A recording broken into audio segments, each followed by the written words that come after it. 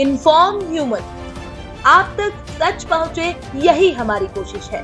Inform human में आप सभी दर्शकों का बहुत स्वागत है और इस समय हम खातेगांव विधानसभा क्षेत्र में हैं। जनसंपर्क का जो सिलसिला है, अब मुश्किल से कल एक दिन और शेष रहा है। लगातार एक जो माहौल हम देख रहे हैं और आपके साथ एक जो भीड़ है, इसको आप किस तरह से देखते हैं? देखिए, खातेगांव की जनता बदलाव चाहती है जी।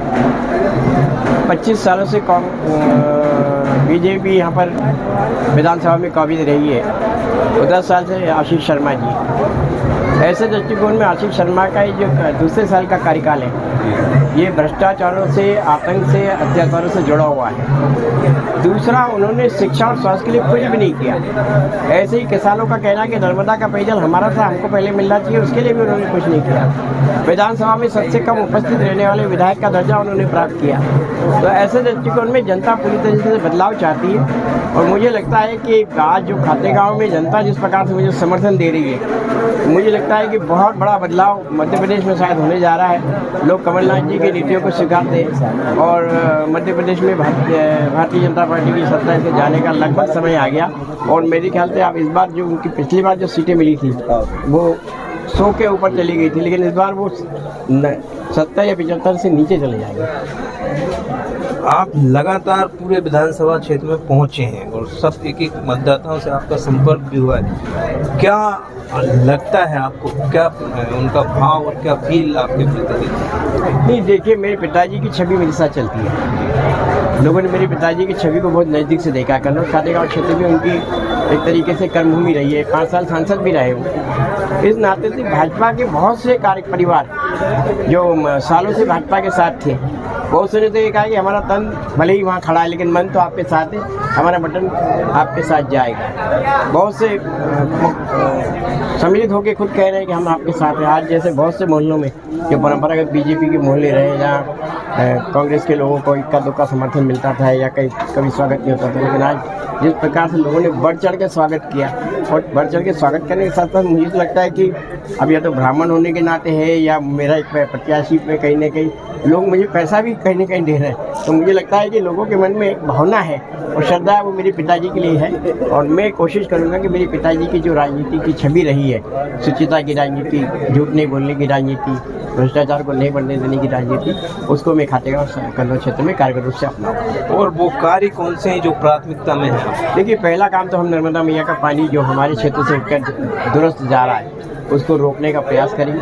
वो हमारे क्षेत्र के हर खेत को मिले, हर गांव को मिले, ताकि पीने के पानी की समस्या हो, सिंचाई के पानी की समस्या हो। दूसरा, हम करेंगे कुशासन को समाप्त करके सुशासन लाना है। मैं इसलिए कह रहा हूँ कि दुरुस्त अंचल होने के कलेक्टर का सीधा इस पर कोई हुक्म नहीं रहता। यहाँ अधिकारियों ने इस प्रकार की चैन बना रखी है कि भ्रष्ट तत्वों ने अपनी जड़ को बहुत मजबूत कर लिया। आम आदमी भ्रष्टाचार की जकड़ से अपने आप को व्यथित और कहीं ना कहीं कुंठित होकर देख रहा है। उनको लगता है कि बदलाव होना चाहिए। शिक्षा और स्वास्थ्य में देखा पिछले 30 सालों से कुछ नहीं हुआ। BA BSc BCom जैसे सब्जेक्ट है, बच्चों को अगर पढ़ना है तो इंदौर जाओ, भोपाल जाओ या हरदा जाओ, ये व्यवस्था है। अस्पताल यहाँ है नहीं, इंदौर भोपाल के अलावा कोई रास्ता नहीं है। रोजगार है नहीं, एक उद्योग ऐसा नहीं है जिसमें 300-400 लोगों को एम्प्लॉयमेंट मिला हो। तो शिक्षा, स्वास्थ्य और रोजगार को लेकर भी हम काम कर रहे हैं। कल प्रचार का अंतिम दिन है, लगभग पूरे क्षेत्र में आप पहुंच गए होंगे, फिर भी आप इस मंच के माध्यम से मतदाताओं से कुछ संदेश देना चाहें? नहीं, मतदाताओं से मैं ये संदेश देना चाहता हूँ कि लोकतंत्र में उनका बहुत बड़ा अधिकार है जी। इस अधिकार को बहुत सोच समझ के उपयोग करना चाहिए। और मैं तो कहता हूँ कि लोगों में एक जागृति आना चाहिए। समाज के जो अच्छे लोग हैं उनको भी बाहर निकलना चाहिए, लोगों को समझाना चाहिए। अभी दिक्कत में आ रही है कि बहुत से अच्छे लोग पता नहीं क्यों भय, पता नहीं क्या बात है, हम क्यों बोले।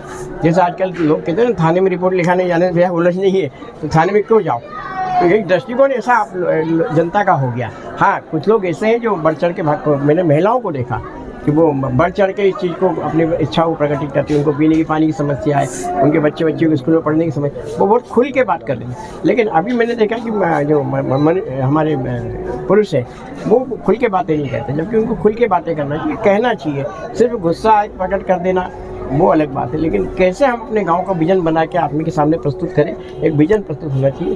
लेकिन इस बार हम कोशिश करेंगे कि एक विजन के साथ हम एक ग्राउंड लेवल का पूरा विजन बनाएंगे हर गांव का। 3 काम उसमें प्राथमिकता से लेंगे। पहला काम हम लेंगे पानी की, पीने की समस्या का तुरंत निराकरण। दूसरा हम लेंगे वो सीवरेज। आजकल गांव में क्या सब बाथरूम सबके घर बन गए, तो सीवरेज और गंदी नालियों के कारण गांव हमेशा आप देखें गंदगी में दिखते हैं। कोई भी गांव ऐसा नहीं, और खास करके गरीब वर्गों के घर तो हमेशा गंदगी में दिखते हैं, तो उनको ठीक करना। और तीसरा शिक्षा के लिए क्या व्यवस्था बन सकती है वो करनी पड़ेगी। बहुत धन्यवाद। ठीक है।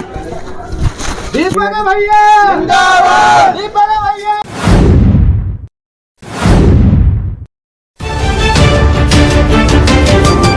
इन्फॉर्म ह्यूमन, आप तक सच पहुंचे, यही हमारी कोशिश है।